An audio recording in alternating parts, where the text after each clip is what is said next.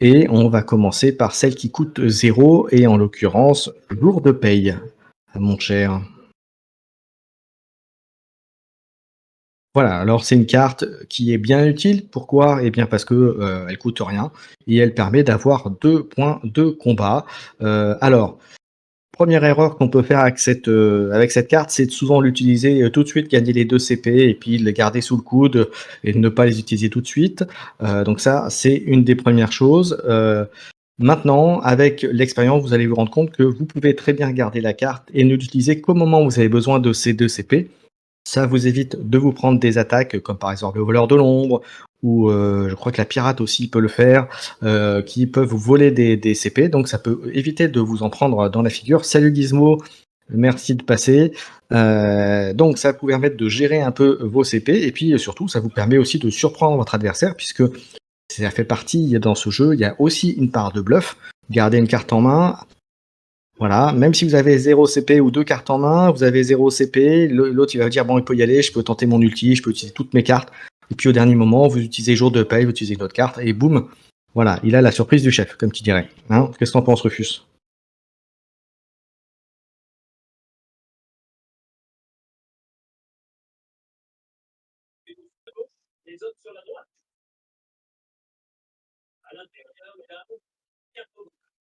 Salut Franck.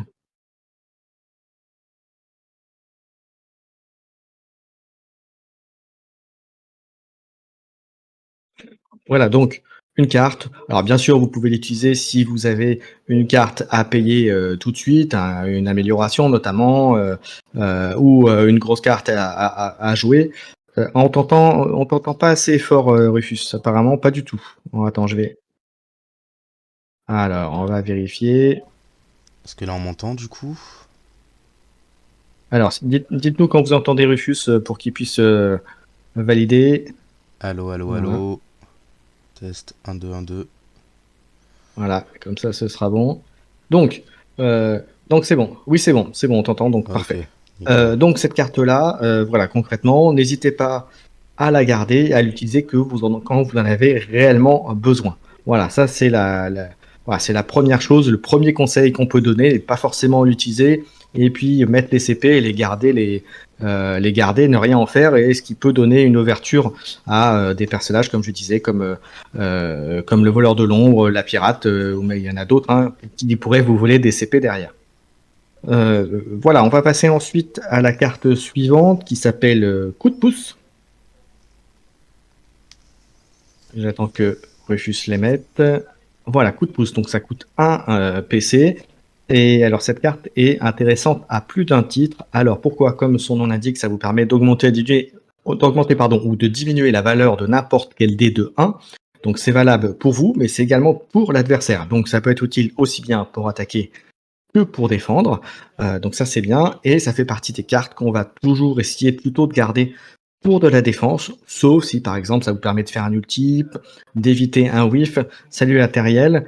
Donc voilà, c'est une carte qui est vraiment à multi-usage et que vous allez utiliser, qu'il faudra utiliser avec à bon escient. Alors je rappelle pour ceux qui nous rejoignent que si vous voulez intervenir dans le live, vous pouvez aller sur le Discord d'Icetrone France. J'ai créé un salon vocal exprès pour l'émission de ce soir qui s'appelle Live Keycord. Donc si vous voulez intervenir, vous venez, vous nous rejoignez et puis comme ça vous parlez avec nous des cartes. Et voilà, et ça vous permettra, vous pourrez rajouter des éléments par rapport à ce que l'on dit. Donc une carte très utile, donc pour revenir à coup de pouce, ça coûte que 1 et ça peut faire la surprise à utiliser intelligemment, voilà, pour augmenter, pour avoir un ulti, pour avoir une suite, ce genre de choses. Et encore une fois, ça peut être aussi bien utilisé en attaque qu'en défense. Donc une très bonne carte et qui, voilà, une carte qu'on aime avoir tout le temps et qu'on aimerait avoir bien sûr en plus exemplaire, mais malheureusement c'est pas le cas dans ce jeu. Un petit mot là-dessus, mon cher Rufus?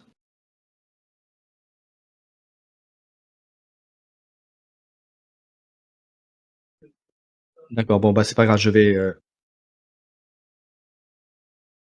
Ok, bon bah je parlerai tout seul alors, c'est pas grave. Donc un petit problème technique avec Rufus, mais c'est pas grave, il est en régie, il nous mettra. Alors est-ce que vous entendez Rufus or qui parle ou pas? Et sinon. Oui, moi je t'entends bien, moi, il n'y a pas de souci. Ok, bon bah c'est pas grave. Donc Rufus sera là pour alimenter le visuel et puis moi je parlerai, il n'y a pas de souci. Et puis bien sûr, si vous voulez me rejoindre en vocal sur le Discord, allez-y, on se retrouve après. Allez, on était sur le coup de pouce. Je pense que j'en ai dit pas mal. On va partir ensuite à la prochaine carte qui est le double ça. J'attends que Rufus la mette. Voilà, le double ça. Oui, il y a pas de souci. Alors le double ça coûte 1 CP, ça permet de piocher 2 cartes. Alors c'est une bonne carte là aussi. En général, il y a 2 écoles. Il y a des gens qui vont vous dire: «Je préfère l'utiliser autour de mon adversaire, pour voir ce que j'ai et ensuite je pioche une carte», donc ou l'utiliser en première phase principale, pour piocher les cartes et puis en fonction de voir ce que vous pouvez faire pour alimenter votre tour offensive, et puis d'autres qui vont dire bah, je préfère le faire après ma phase offensive pour garder le CP pour utiliser éventuellement d'autres cartes. Donc après la phase offensive, piocher 2 cartes et voir en fonction de ce qu'il y a. Donc là, c'est à vous de voir. Ça dépend aussi des personnages, ça dépend des CP que vous avez au moment où vous l'avez. Donc c'est une carte qui peut être utile aussi de conserver, d'attendre le bon moment pour le faire. Là vraiment, ça dépend c'est vraiment très situationnel. Maintenant, de vous à moi, c'est quand même souvent très utile de piocher 2 cartes. Voilà, au pire, vous essayez de revendre une des 2 cartes. Maintenant, si c'est 2 bonnes cartes, bah voilà, vous avez utilisé un CP, vous avez 2 bonnes cartes, et puis bah, du coup, vous allez les garder en main si vous n'avez pas assez de CP. Alors, de points de combat, hein, j'entends. Donc voilà, c'est à vous de voir. Ceci étant dit, ça reste quand même une très bonne carte, surtout parce que vous pouvez l'utiliser n'importe quand. On va enchaîner avec le Ciao Ciao, donc une carte là aussi très intéressante, à plus d'un titre, qui coûte 2 CP, et cette carte-là, vous pouvez l'utiliser bien là aussi bien en attaque qu'en défense, puisque ça permet de retirer un jeton d'altération d'état à un joueur de votre choix. Donc ça peut être vous, comme votre adversaire, votre partenaire de jeu. Voilà, donc c'est très intéressant, et puis ça peut aussi permettre d'éviter de se prendre une altération d'état, à condition bien sûr d'avoir les 2 CP. Donc c'est là où on rentre sur le petit inconvénient de cette carte-là, c'est qu'il faut avoir 2 CP de disponibles pour l'utiliser, mais voilà, c'est quand même une très bonne carte. Voilà. Donc ça, c'était pour le Ciao Ciao. Alors je vais regarder s'il y a quelqu'un qui nous a rejoint dans le live. Non. Donc on continue avec le triple ça. Alors le triple ça, c'est le pendant du double ça, mais en amélioré. Là, ça coûte 2 CP et ça permet. Et règle de priorité, effectivement, puisque les cartes rouges, vous savez, c'est des cartes instantanées, si vous connaissez Magic, donc rapide. Donc ils peuvent aller plus vite que des effets de capacité qui auraient été mis en jeu.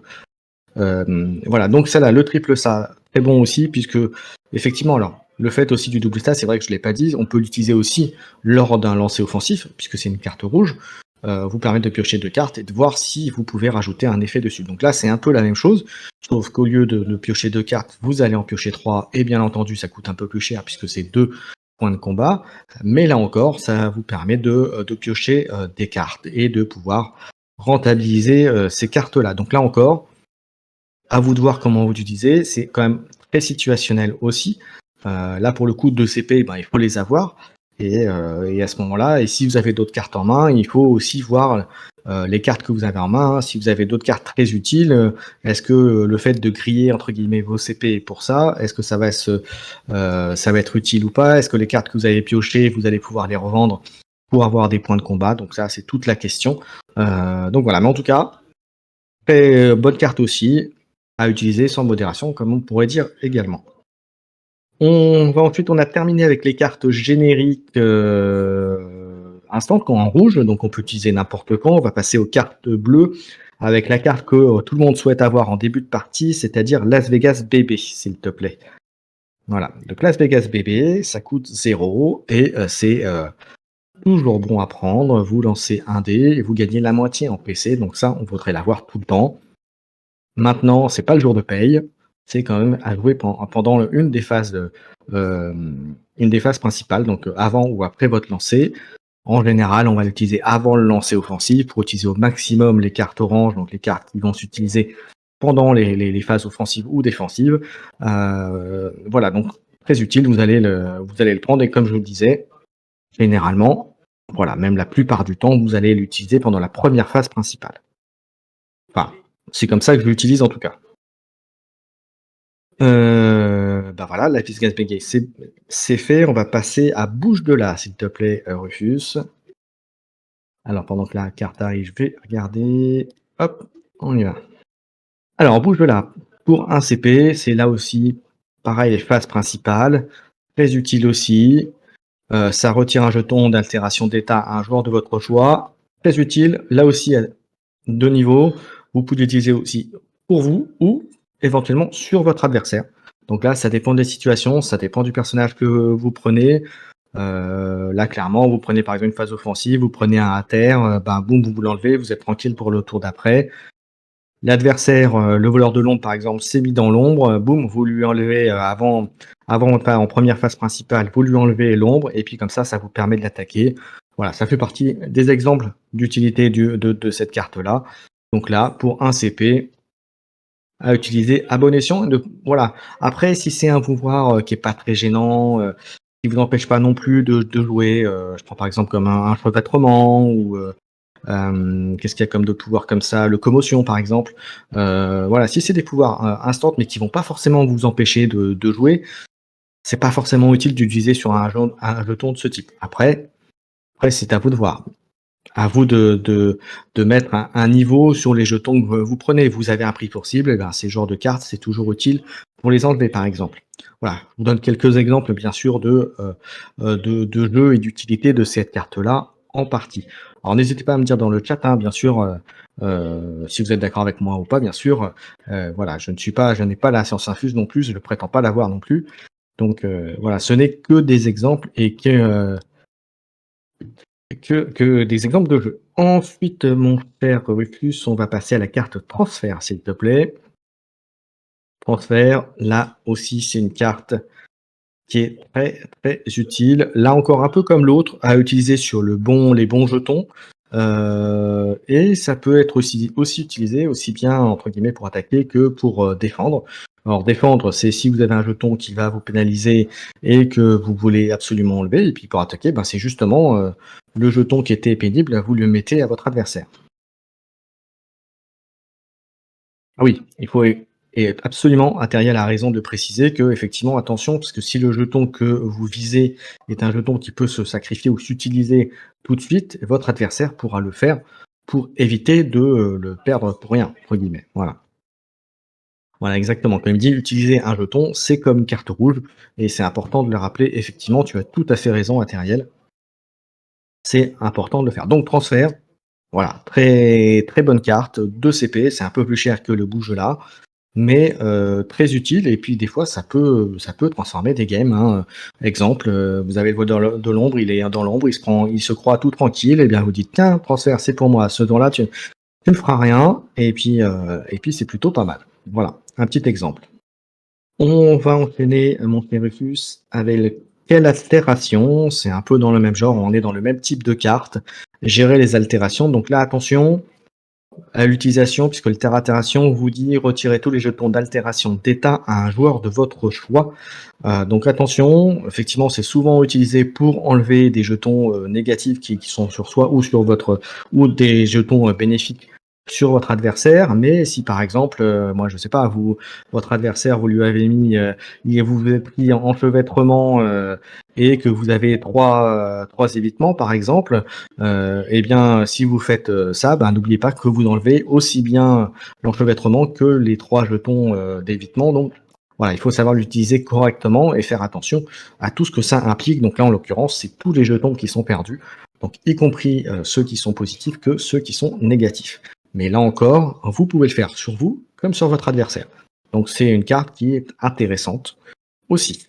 Bon, en même temps, elles sont toutes intéressantes, vous allez me dire, hein, mais bon, il y en a qui sont plus situationnelles que d'autres quand même. Ensuite, on a une carte, on va passer les cartes orange avec meilleur def pour commencer. Une carte qui coûte 0 et qui est bien utile. Alors après, c'est souvent le type de carte qu'on aura tendance à sacrifier, en fait, à vendre pour récupérer un CP. Ça augmente, ça permet de relancer sa tentative de défense. peut relancer jusqu'à 5 dés. Donc ça peut être toujours utile. C'est plutôt utile pour les personnages qui ont une bonne défense. Je prends par exemple le paladin, le voleur de l'ombre, l'elfe lunaire, ce genre de choses, qui vont essayer d'obtenir des dés spécifiques pour des bonnes capacités. Donc voilà, c'est typiquement ce type de carte est très utile pour ce type de personnage. Pour les autres, ça l'est aussi, mais à un degré peut-être un peu moindre. Voilà. Voilà. Mais voilà, c'est pour ça que ce type de carte, même si elle coûte 0, c'est souvent cette carte-là qui est sacrifiée pour avoir des CP supplémentaires. On va enchaîner avec Pas cette fois, une carte qu'on aime tous, qui est toujours pareil très utile. Voilà, parce que pour 1 CP, elle vous permet de prévenir 6 dégâts entrants. Voilà, donc c'est plutôt très très bon. Ça peut se cumuler à d'autres défenses. Et ça vous n'empêche pas de faire votre lancer défensif et de faire cette carte après, voire en fonction de votre défense. Donc là, une carte, généralement si vous l'avez en main, gardez toujours un CP, parce qu'on ne sait jamais ce que peut faire votre adversaire, bon, à part un ulti, mais ça peut toujours être utile de réduire les dommages. Imaginez la pyro qui vous fait une grosse attaque, qui vous fait 12 ou 13 dégâts imparables, boum, vous avez pas cette fois, ben, vous avez quand même limité les dégâts. Hein. C'est pas la même chose. Alors vous allez me dire que c'est que 6 dégâts, mais sur un duel, ça peut faire toute la différence. Voilà pour pas cette fois. On va enchaîner avec Essai encore. Une carte qui est aussi là encore très bien. Et là encore, le constat que j'ai fait, c'est que ça peut souvent être une carte que l'on va aussi sacrifier pour avoir un CP supplémentaire. Pourquoi? Alors c'est une carte qui coûte que 1 et ça vous permet, vous ou un coéquipier, de relancer jusqu'à 2 dés. Et bien justement, c'est parce que pour un CP, on ne relance que jusqu'à 2 dés. Alors ça peut être utile, là encore, dans les situations qu'on a dit, aussi bien pour. Alors, ça s'utilise aussi bien pour attaquer que pour défendre. Donc c'est là où ça peut être très bon. Mais voilà, c'est une carte qu'on aura souvent tendance, par erreur justement, à la vendre. Voilà, par rapport à d'autres cartes. Maintenant, n'oubliez pas que ça ne coûte qu'un CP. Pour relancer 2 dés, c'est quand même assez fort. Voilà, ça fait pas les jets de dés, hein, ça fait pas les dés que l'on veut obtenir, mais ça permet d'en lancer 2. Donc c'est toujours bon à prendre dans ce jeu qu'est Dice Throne. On va ensuite enchaîner avec encore une fois. Alors j'en profite pour regarder. Ah non, encore une fois. Alors encore une fois, c'est pour un CP et là, pour le coup, c'est mieux que la carte que l'on a vue juste avant. Pourquoi? Eh bien, alors par contre, c'est que sur le lancer offensif là, contrairement à l'autre où ça peut être aussi bien utilisé pour le lancer offensif que défensif. Là, c'est uniquement pour l'attaque. Vous pouvez relancer jusqu'à 5 dés. Voilà, donc c'est plutôt très fort. Plutôt que de prendre un whiff, vous allez utiliser un CP, vous allez relancer vos dés, ceux que vous avez besoin pour essayer d'obtenir quelque chose. Donc là encore, une bonne carte. Ça fait partie aussi des cartes qu'on aura tendance aussi à revendre pour obtenir les CP, pour obtenir de meilleures cartes. Et on va commencer justement à aller aux cartes qui vont être un peu, on va dire, recherchées pour optimiser nos lancers. Et on va commencer par le coup de main. S'il te plaît, mon cher Rufus. Alors, coup de main pour un CP. Et alors là, c'est une carte.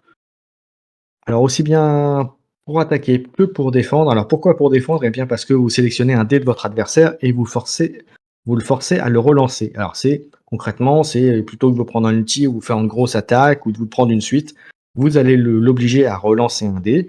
Alors, comme je disais, ça peut être aussi utilisé quand vous êtes en train d'attaquer parce que ça peut l'obliger à lancer un dé de sa défense. Donc, imaginez, vous êtes sur le voleur de l'ombre. Il a fait ses 2 dés pour rentrer dans l'ombre. Tu dis non, tu vas me lancer ton dé, tu vas pas rentrer dans l'ombre. Enfin, il va lancer son dé et il va rater et il n'aura pas du coup obtenu ce qu'il voulait. Voilà, donc n'oubliez pas, cette carte-là peut être utilisée aussi pour faire relancer un dé de défense. Donc c'est bon à savoir, c'est pas souvent utilisé dans ce cadre-là. Donc sachez que c'est possible. On continue avec 6 et seulement 6. Alors là, ça fait partie, on commence vraiment à atteindre les cartes qu'on voudrait avoir très très vite dans la partie, ou en tout cas le plus vite possible. Pourquoi? Parce qu'elle ne coûte que 1 CP, donc facile à avoir.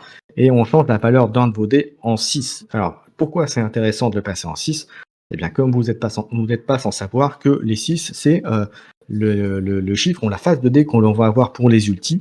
Et il y a souvent des capacités, des compétences dans les personnages qui vont vous nécessiter justement d'avoir ce 6. Donc c'est relativement important. Voilà, et puis ça peut vous éviter aussi de faire un whiff, ce genre de choses. Voilà, donc pour un CP, si on va à la recherche de l'ulti ou de compétences proches de l'ulti, eh bien, c'est une carte qui est très utile en partie. On va continuer avec du pareil au même. Dès que ça arrive. Donc n'hésitez pas à commenter bien sûr, hein, ce que je dis, hein. Encore une fois, s'il y a des choses à rajouter, si j'oublie des éléments, n'hésitez pas à me le dire. Voilà, je n'hésiterai pas à le rajouter. Ensuite, on a du pareil au même, changer la valeur d'un de vos dés pour qu'elle soit identique à la valeur d'un autre de vos dés. Là aussi, c'est très fort parce qu'en fonction de ce que vous souhaitez obtenir, là on parlait d'ulti tout à l'heure, et bien notamment vous avez plusieurs 6 ou un 6, et bien ça vous permet par exemple d'en avoir un autre.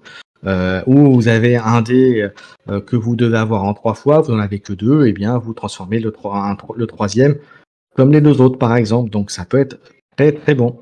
Et là aussi, on oublie de le dire, mais ça peut être utilisé aussi là pour vous quand vous êtes en défense. Si vous avez besoin d'un deuxième dé, là je parlais tout à l'heure de l'exemple de voleur de l'ombre et de faire relancer CG lorsqu'il veut rentrer dans l'ombre, bah là ça peut être vous. Vous avez, je crois que c'est le 6 qui permet de faire ça. Il faut 2 6 de mémoire pour le voleur de l'ombre. Vous en avez un, il vous en manque un. Eh bien vous changez la valeur d'un de vos dés en deuxième 6 et vous êtes rentré dans l'ombre. Et du coup vous évitez les dégâts et vous êtes tranquille pour le tour d'après. Donc, voyez, ça fait partie des choses, on n'y pense pas, mais c'est possible avec du pareil au même. Donc, voilà, c'est bon à prendre. On enchaîne avec Joker Fou. Là encore, une carte très utile, 2 CP, et ça, vous changez la valeur d'un de vos dés à la valeur de votre choix. Donc là encore, très utile en fonction de ce que vous avez besoin. Donc c'est une carte qu'on veut avoir aussi assez vite en général pour pouvoir optimiser ses lancers de dés. Donc là encore, très bonne carte. Voilà, je vais pas revenir à ce que je viens de dire sur les cartes précédentes, mais vous avez compris l'idée. Euh, très très bon. Ensuite, on attaque la dernière carte des cartes génériques. Et comme vous en doutez, c'est la carte du Joker Fou amélioré, c'est le double Joker Fou. Voilà, donc là pour 3 CP, vous changez la valeur de 2 dés de votre choix. Donc là encore, dans la recherche de l'ulti, on va pas se priver. C'est plutôt très très bon.